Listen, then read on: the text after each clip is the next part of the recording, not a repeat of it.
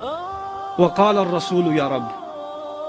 If all of this wasn't bad enough, the Messenger himself sallallahu alaihi wasallam speaks to Allah directly. Ya Rabb, inna qawmi ittakhadhu hadha al-Qur'ana mahjura. This nation of mine, no doubt about it, they took this Qur'an, hadha al-Qur'an. Even there's a beauty in even the use of the word hadha here, as opposed to dhalika. Like when you start reciting Qur'an in the beginning, alif lam mim, dhalika al-kitabu la rayba fi. Here Allah does not say dhalika al-Qur'an. He says هذا القرآن هذا للقريب. This Qur'an was right here. It was right in front of you, and you still wouldn't take it seriously. And the Messenger on Judgment Day sallallahu alaihi wasallam complains, this nation of mine took this Qur'an, not that Qur'an, this Qur'an. One of the other rhetorical benefits, balaghi benefits of the word hada in this ayah is on Judgment Day it will be like the Qur'an will be brought as a witness. You know how in court you bring the witness? And then the witnesses or the evidence is brought and you point at the evidence and say, this is the evidence that that guy is a criminal. So the evidence itself will be the Qur'an on Judgment Day. Your case is bad enough as it is. And then the Qur'an is brought as the witness, and the attorney bringing the evidence is the Messenger sallallahu alaihi wasallam, and he's pointing at the Qur'an and saying, these people, this nation of mine, they took this Qur'an, mahjura, they took it mahjuran. Hajara, they say in Arabic, taraka shay'an. Hajartahu hajran, yani taraktahu, aghfaltahu. You made something forgotten. You completely ignored something. You left it way behind. I think even the Urdu speakers here know the word hijra. Everybody knows the word hijra, to migrate something. The ayah doesn't even say matrukan. Matrukan means left behind. Mahjuran means left way behind. They didn't just leave the Qur'an, they left it way behind. They weren't even close. They just migrated away from it.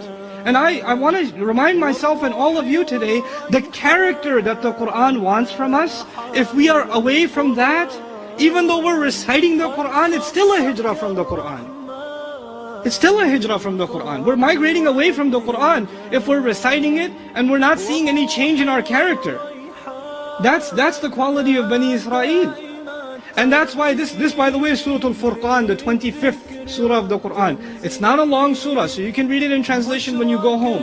What's remarkable about this surah, this is the middle of it. When you get to the end of it, the whole ending is about what kind of character is required from a Muslim. What should the personality of a Muslim look like? Why is that mentioned? When the Messenger complained they abandoned the Qur'an, because the person who does not abandon the Qur'an has a different kind of personality. Their personality is different, their character is different, their actions are different, even who they hang out with is different. وَإِذَا مَرُّوا بِاللَّغْوِ مَرُّوا كِرَامًا. In the same surah, when they walk by useless conversation, they walk by in a dignified way, they don't get entangled in it. They stay away from useless company even. It affects every part of their personality. That's the abandonment of the Qur'an. I feel that the ummah is becoming, and you and I are becoming more and more guilty of, and we have to be worried about it. I was reading this ayah, my daughter recites Qur'an to me at home. And she was reading this ayah, and I was just checking her tajweed, and she was reciting the ayah, and I sat there and I started crying. She said, Abba, why are you crying? I said, because of what Allah said. You know, because of what Allah said. She said, what did He say? And I said, you know, He says, the Messenger will complain about a group of people who left the Qur'an. And she says to me, but we didn't leave the Qur'an, we're reading it. And I said, beta, if only it was just about reading, it would have been easy. It's not just about reading it. You have to love this. Can we prove to ourselves we love this book more than any other movie that comes out? More than any video game?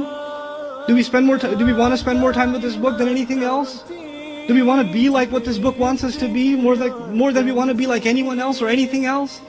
How younger guys want to look like ripped because they see a picture of a guy with muscles?